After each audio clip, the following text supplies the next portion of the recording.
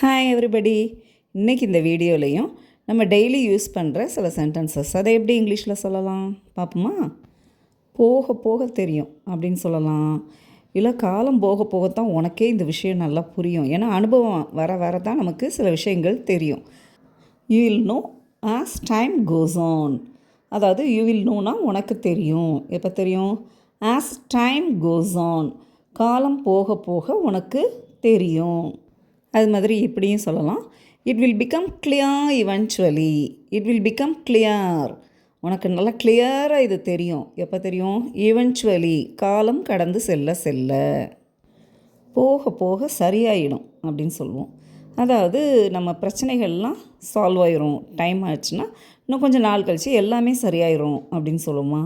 இதை எப்படி இங்கிலீஷில் சொல்லலாம்னா, it will get better with time.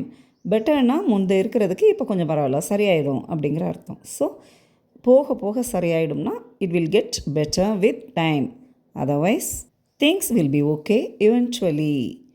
அதாவது எல்லாமே ஓகே ஆயிரும் இவென்ச்சுவலி, காலம் போக போக. So things will be okay eventually. பொதுவாக இந்த வார்த்தை வந்து எப்போ சொல்லுவோம்னா, ஆறுதல் சொல்கிறதுக்காக நம்ம சொல்லுவோம் மற்றவங்கள்ட்ட. It will be better with time, things will be okay eventually. So மற்றவங்கள சமாதானப்படுத்துறதுக்கு, ஆறுதல் படுத்த இந்த மாதிரி சென்டென்சஸ் நம்ம யூஸ் பண்ணலாம். போக போக பழகிரும். இது வந்து எப்போ சொல்லுவோம்னா, சம்டைம்ஸ் புதுசாக ஒரு இடத்துக்கு போகிறோம், புதுசாக ஒரு வேலைக்கு போகிறோம். அந்த இடத்துல நமக்கு அந்த சுச்சுவேஷனை அடாப்ட் ஆகிறதுக்கு கொஞ்சம் நாள் எடுக்கும். அப்போ நாள் ஆக ஆக நமக்கு அதில் பழகிரும். ஸோ அதான் போக போக பழகிவிடும். இதை எப்படி சொல்லலாம்னா, you will get used to it over time. Get யூஸ்டுனா என்னது? பழகிடுது. ஓகே, இப்போ you will get used it over time. Time ஆக ஆக என்னாகும்? பழகிரும். இப்படியும் சொல்லலாம். It becomes a habit eventually. ஹேபிட்னா பழக்கம். ஸோ ஒரு செயலை திரும்ப திரும்ப செய்கிறது நமக்கு என்ன ஆயிரும்? அதுவே பழகிடும். It becomes a habit eventually. தேய்க்க தேய்க்க புதுசாகிடும். அதாவது சில திங்ஸை, ஃபார் எக்ஸாம்பிள் கோல்டு, சில்வர், இதெல்லாம் என்ன சொல்லுவாங்க, நல்லா தேய்ச்சி கழுவுனோம்னா அது அப்படி நல்லா புதுசாக ஷைனிங் ஆகிடும் அப்படின்னு சொல்லுவோம்.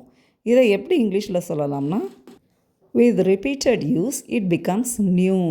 அதாவது திரும்ப திரும்ப நம்ம யூஸ் பண்ணிக்கிட்டே இருந்தோம்னா அது நல்லா புதுசாக ஆகிடும். Okay, continuous effort makes it better or new.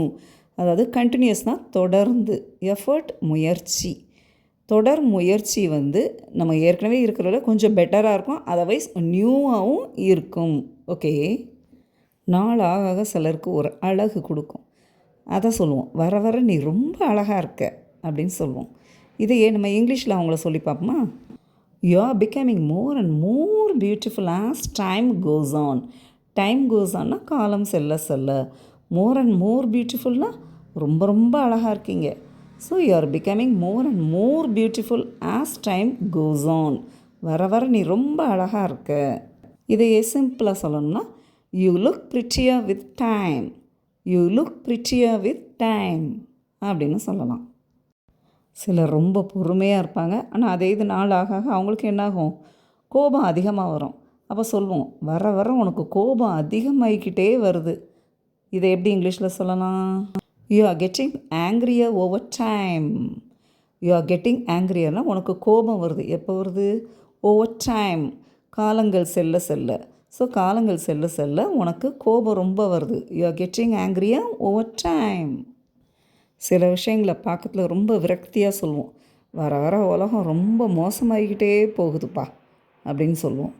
So இதை எப்படி சொல்லலாம்னா, the world is getting worse as time goes on. வேர்ஸ்னால் மோசமாகிக்கிட்டு போகிறது. The world is getting worse, உலகம் ரொம்ப மோசமாகிட்டு போகுது. எப்போ? ஆஸ் டைம் கோஸ் ஆன், நாள் ஆக ஆக. Okay, things in the world seem to be deteriorating. அதாவது உலகத்தில் நடக்கிற சில சம்பவங்களை பார்க்கறதுல உலகம் ரொம்ப மோசமாகிட்டு போகுதுன்னு நல்லா தெரியுது. டெட்டோரியரேட்டிங்னா அதாவது மோசமாகி கொண்டு போகிறது. ஓகே, இதை வந்து மேக்ஸிமம் குழந்தைங்கிட்ட சொல்லுவோம், திரும்ப திரும்ப படித்தாதானே புரியும். ஒன் டைம் ரீட் பண்ணிட்டு புரியலைன்னு சொன்னால் எப்படி? அதனால் திரும்ப திரும்ப படி அப்படின்னு சொல்கிறோமா? அப்போ அந்த திரும்ப திரும்ப இதை எப்படி சொல்லலாம்னா, if you read it again and again.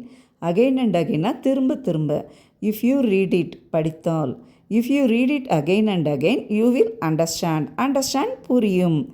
So வியர்ஸ், இந்த பார்க்குற சென்டென்சஸ் எல்லாமே திரும்ப திரும்ப நீங்கள் பேசி பழகினா ஈஸியாக பேசிடலாம். If you practice speaking again and again you can speak fluently in English. Okay, bye.